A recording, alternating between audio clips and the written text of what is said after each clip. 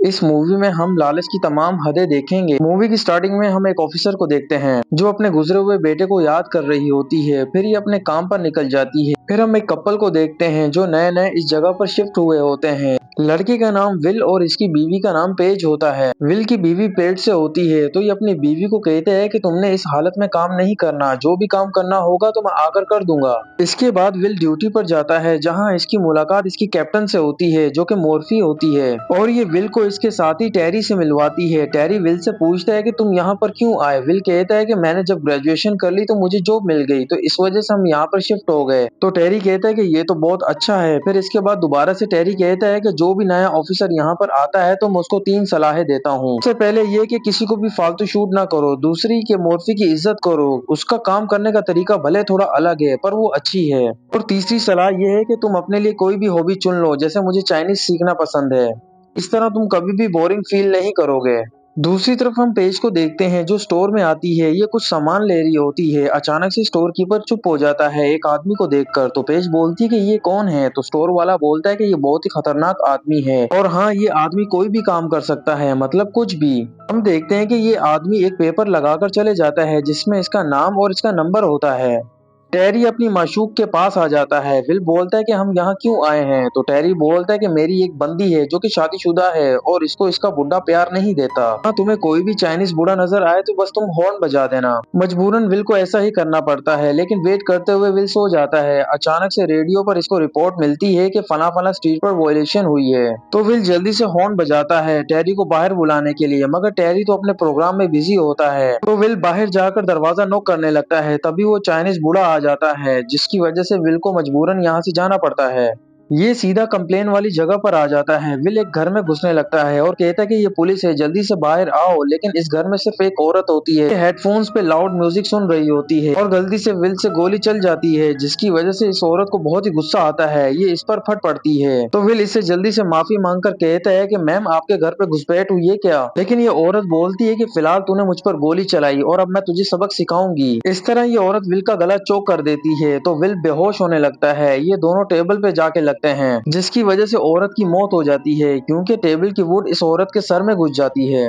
ये देखकर विल बहुत ही डर जाता है। ये जल्दी से टेरी को अपने पास बुलाता है और जब टेरी यहाँ पर आता है तो ये इसको कहते हैं कि तूने इस औरत को मार दिया क्या। तो विल कहता है कि यार, ये सब कुछ गलती से हुआ क्योंकि मुझे 11:15 की कॉल आई थी कि यहाँ पर चोरी हुई है। टेरी बोलता है कि यार, ये कोड चोरी का नहीं है बल्कि ये सेक्स वायलेशन का कोड है और ये औरत कोई आम औरत नहीं है। इसका शोहर इस आइलैंड का सबसे बड़ा सी फूड का सप्लायर है। तब तुम्हारे साथ साथ मेरी भी नौकरी चले जाएगी और मेरा करियर भी खराब हो गया। फिर टेरी को बहुत ही ज्यादा गुस्सा आने लगता है। ये एक बैग को जोर से लात मारता है जिसमें बहुत सारे पैसे होते हैं। ये देखकर टेरी बोलता है कि विल, हम इस मसले से निकल सकते हैं, बस हमें यहाँ पर ऐसा माहौल बनाना होगा कि लोगों को लगे कि यहाँ पर चोरी हुई है और इसी चोरी के दौरान इस औरत की मौत भी हो गई और इसके साथ ही हम ये पैसे भी ले जाएंगे, किसी को भी शक नहीं होगा। विल घबराने लगता है तो ये विल को कहते हैं कि तुम क्यों घबराते हो, इन पैसों से तुम्हारे बच्चे का अच्छा फ्यूचर बन सकता है। लेकिन विल कहता है कि मेरा यहाँ पर डीएनए है। टेरी कहता है फिक्र ना करो, हम कहेंगे कि हम यहाँ पर आए थे इस औरत से मिलने के लिए, बस ऐसे ही विजिट पे। फिर इस औरत ने हमें कॉफी भी पिलाई। इसके बाद ये दोनों अपने काम पर लग जाते हैं। ये सामान बखेरने और तोड़ने के बाद दोनों कॉफी पीते हैं और सारा पैसा उठाकर गाड़ी में डाल लेते हैं। अचानक से विल बोलते कि यहाँ पर एक साइकिल थी जो अब नहीं है। टेरी कहते कि शायद कोई ले गया होगा। इसके बाद टेरी और विल अपने काम पर लग जाते हैं ताकि डिपार्टमेंट को लगे कि ये अपने काम में मसरूफ थे। तभी इन दोनों को उस औरत के मर्डर की रिपोर्ट आती है। ये दोनों इसी जगह पर आ जाते हैं जहां कैप्टन मोर्फी उसी औरत के शोहर से बात कर रही होती है। इस आदमी का नाम वॉलिस होता है। मोर्फी पूछती है कि किसी और के पास भी घर की चाबियां थी क्या। ये कहता है कि सिर्फ मेड और माली के पास होती हैं, मगर वो आज नहीं आए थे। मगर हाँ, मेरी बीवी का मसाज वाला रोज आता था। टेरी कहता है कि वैसे हम भी यहाँ पर आए थे और आपकी बीवी ने हमें कॉफी भी पिलाई थी, मगर हमें कोई मसाज वाला नहीं मिला। ये सुनकर वॉलिस बहुत ही इमोशनल हो जाता है और कहता है कि भले जो भी हो, आप लोग उसे पकड़ो। फिर दूसरा ऑफिसर वॉलिस का बयान लेने लगता है। टेरी अपनी कैप्टन को कहता है कि शायद मुझे लगता है कि इसी ने अपनी बीवी को मारा है। इसके बाद जब विल और टेरी उन पैसों को ठिकाने लगा रहे होते हैं तो टेरी कहता है कि 10 लाख उस घर से गायब हुए हैं, फिर भी वो पैसों का कुछ नहीं बोला, कुछ तो मसला है। मगर विल कहता है कि ये मसला ठंडा हो जाए तो फिर हम पैसों को आधा आधा बांटेंगे, फिलहाल हम कुछ भी नहीं करेंगे। फिर विल अपने घर में आ जाता है जहाँ विल अपनी बीवी को कहता है टेरी ने वॉलिस की बीवी को मारा है, जो कि झूठ होता है, और इसके साथ ही कहता है कि हमें वहाँ पर बहुत सारे पैसे मिले। और ये सब विल अपनी बीवी को इसलिए कहता है कि ताकि ये अपनी जात को साफ रख पाए। पेज कहती है कि मुझे ये टेरी ठीक नहीं लग रहा, मैं उससे मिलना चाहती हूँ ताकि मैं देख पाऊँ कि सच में वो भरोसे के काबिल है कि नहीं। हमें वही सीन दिखाया जाता है जहाँ विल और टेरी सामान को बिखेर रहे होते हैं और वही मसाज वाला इनको देख रहा होता है और डर के मारे ये मसाज वाला यहाँ से भाग जाता है। दोबारा से हम प्रेजेंट में आ जाते हैं जहाँ टेरी विल को कहते हैं कि तूने अपनी बीवी को कुछ बताया तो नहीं, तो ये कहते हैं कि नहीं, बिल्कुल भी नहीं, भला मैं ऐसा क्यों करूंगा। फिर ये दोनों उसी मसाज वाले के घर में आ जाते हैं जहाँ ये दोनों इससे सवालात पूछते हैं कि तू वॉलिस की बीवी को कौन कौन सी सर्विसेज देता था, तो ये सब कुछ इनको बता देता है। फिर ये दोनों इसको कहते हैं कि फिलहाल आज के लिए इतना ही, हम दोबारा वापस आएंगे। जब विल और टेरी यहाँ से जाते हैं तो मसाज वाले की माँ कहती है कि हमें उन पैसों को जल्दी से निकालना होगा। इसका मतलब मसाज वाले को ये भी मालूम होता है कि पैसे कहाँ पर पड़े हैं। विल टेरी को कहता है कि आज पेज ने तुम्हें डिनर पर बुलाया है। टेरी कहता है कि हाँ, मैं जरूर आऊंगा। हम दोबारा से पास में जाकर देखते हैं कि वॉलिस अपने घर पर आता है जिस दिन इसकी बीवी का कत्ल होता है, लेकिन अपनी बीवी को मरा हुआ देखकर ये इत्मीनान महसूस कर रहा होता है। जल्दी हमें पता लग जाता है कि वॉलिस का चक्कर इसकी असिस्टेंट के साथ होता है और इसकी बीवी के नाम पर बहुत ही बड़ी पॉलिसी भी होती है जिसकी वजह से वॉलिस इसको मरवाना चाहता था। वॉलिस को कोलंबियन नामी बंदे की कॉल आती है जिसको इसने अपनी बीवी की सुपारी दी होती है। मजीद पास्ट में जाकर हम उसी कोलंबियन को देखते हैं जो उसी दिन वॉलिस की बीवी को मारने के लिए आता है, लेकिन आगे से इसको वॉलिस की बीवी पहले से ही मुर्दा हालत में मिलती है और इसके साथ ही कोलंबियन देखता है कि इसके लिए रखे हुए पैसों का बैग भी खाली है। दोबारा से हम प्रेजेंट में आकर देखते हैं कि वॉलिस के पास कोलंबियन आता है तो वॉलिस इसको कहते हैं कि क्या बात है कोलंबियन, तुम्हें पैसे तो मिल गए हैं ना। मगर कोलंबियन बोलता है कि तुम्हारे पैसे मुझे नहीं मिले और तुम्हारी बीवी को मैंने नहीं मारा, उसको पहले से किसी ने मारा हुआ था और डील के हिसाब से तुमने मुझे सुपारी दी थी, मगर वो पहले से मरी हुई थी। क्या तुमने आयरिश मैन को भी सुपारी दी थी? तो वॉलिस बोलता है कि नहीं यार, मैं ऐसा क्यों करूंगा। फिर कोलंबियन कहता है कि जो भी है, मुझे मेरे पैसे चाहिए, तुमने मेरा वक्त खराब किया है। तो वॉलिस दोबारा से कहता है कि मेरे पास तो इतने पैसे नहीं है। कोलंबियन कहता है कि ये मेरा मसला नहीं है और तुम्हारे पास 2 दिन है बस। हम टेरी को देखते हैं जो कि विल की फैमिली के पास आता है और ये विल और इसकी वाइफ को इनके आने वाले बच्चे के लिए बहुत सारी गुड विशेस देता है। फिर ये तीनों बैठकर खाना खाने लगते हैं और बहुत सारी बातें करते हैं। पेज कुछ अजीब सी बातें करती है जिसकी वजह से टेरी थोड़ा सा चिढ़ जाता है, तो टेरी अपने लड़ाई के किस्से इसको सुनाने लगता है और यहाँ से जाते हुए टेरी इनका प्यारा कुत्ता मार देता है। लेकिन टेरी इनको कहते हैं कि मुझे माफ कर दो, मुझे नहीं पता था कि ये सब कुछ हो जाएगा।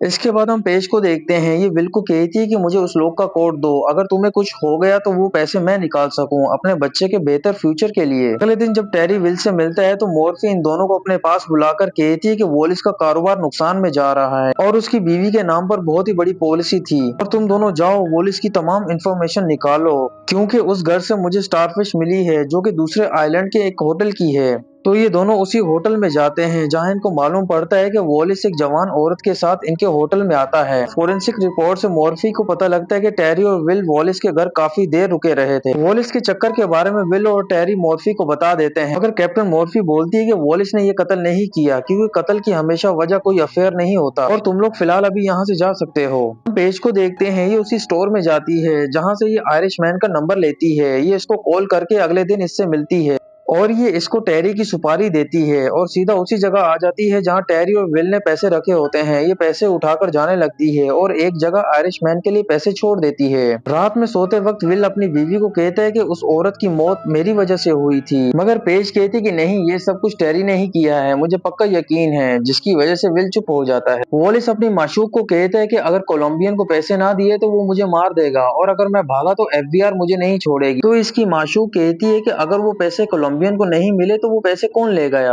अचानक से वॉलिस कहते हैं कि वो मसाज वाला, हाँ वही ले गया होगा और उसी ने लालच में आकर मेरी बीवी को मार दिया। दूसरी तरफ हम देखते हैं कि आयरिशमैन टेरी का गेम बजाने लगता है। टेरी का पत्ता कटने ही वाला होता है, तभी इसकी माशूक बीच में आकर इसको बचा लेती है, लेकिन आयरिशमैन की गेम तमाम हो जाती है और ये समुद्र में गिर जाता है। हम विल को देखते हैं। ये उसी मसाज वाले का पीछा कर रहा होता है क्योंकि विल को इस पर बहुत ही शक होता है। तभी वॉलिस यहाँ आ जाता है और मसाज वाले को कहता है कि जल्दी से मेरा पैसा दे वरना तू गया, लेकिन पीछे से मसाज वाले की माँ आकर वॉलिस को शूट कर देती है। तो वॉलिस की माशूक मसाज वाले और इसकी माँ दोनों को शूट करके मार देती है और ये सब कुछ विल देखकर बहुत ही खुश होता है कि इनका रास्ता तो साफ हो गया। मगर इसी के पीछे कोलंबियन भी होता है जिसने ये सारा मंजर देख लिया होता है। जब विल घर आता है तो टेरी पहले से यहाँ पर मौजूद होता है और इसको कहता है कि चुपचाप गाड़ी में बैठ। विल कहता है कि क्या हुआ यार। टेरी बोलते कि कोई आया था मुझे मारने के लिए और तूने ही उसको भेजा था। तो विल कहता है कि नहीं यार ऐसा नहीं है, तुझे कुछ गलतफहमी हुई है।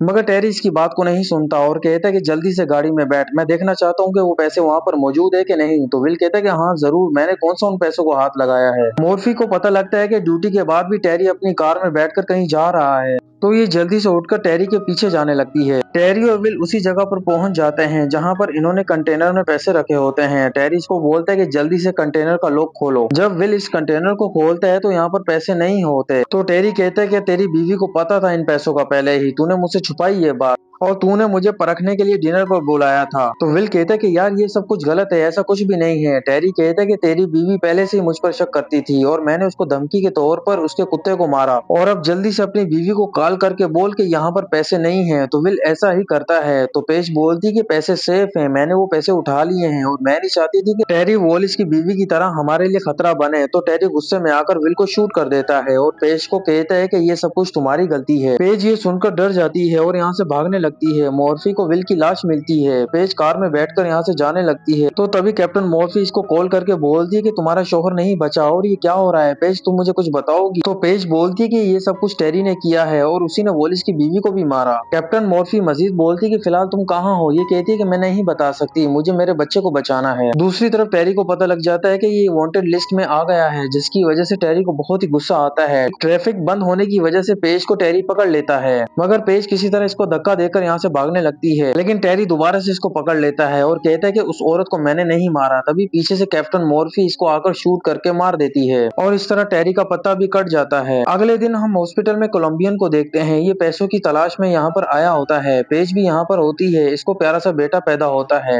पेज बोलती है कि मेरे बेटे को लाओ, मेरा बेटा कहाँ है। कैप्टन मॉर्फी बोलती है कि वो सेफ है, मगर मुझे पहले तुम ये बताओ कि टेरी तुम्हारे पीछे क्यों पड़ा था। तो ये कैप्टन मॉर्फी को सब कुछ झूठ बताती है। कैप्टन मॉर्फी को इसकी बातों से सेटिस्फेक्शन नहीं मिलती, तो ये इसको कहती है कि तुम ज्यादा दूर मत जाना, और भी सवालात हैं तुम्हारे लिए। जब मॉर्फी कमरे से निकल जाती है तो पेज जल्दी से उठकर यहाँ से भागने लगती है। तभी कोलंबियन भी यहाँ आता है और इससे पैसों का पूछता है, मगर ये नहीं बताती। मजबूरन कोलंबियन को इसका पत्ता काटना पड़ता है और ये पैसों का बैग उठाकर यहाँ से जाने लगता है। जब ये लिफ्ट में होता है तो वॉलिस की माशूक भी इसके सामने होती है और इसके हाथ में गन भी होती है।